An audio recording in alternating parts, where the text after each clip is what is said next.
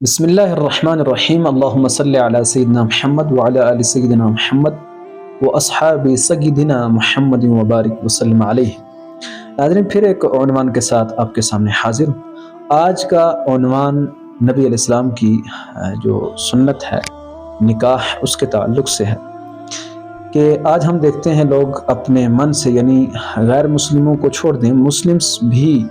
اپنے من کو یعنی ایک چاشنی دینے کے لیے اور اپنے من سے جو چیزیں کرتے ہیں یعنی شادیوں کے اندر، تو وہ شریعت کی نظر میں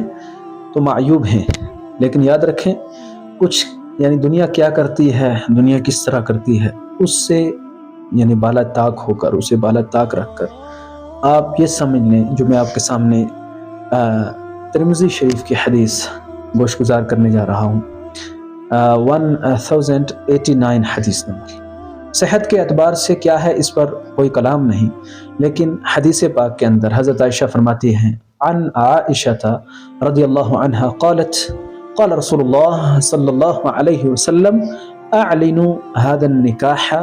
وجعلوه في المساجد، کہ یہ نکاح جو ہے اس کا اعلان کریں، یعنی گواہوں کے تعلق سے یہ فرمایا گیا، اور اسے مسجد میں منعقد کریں۔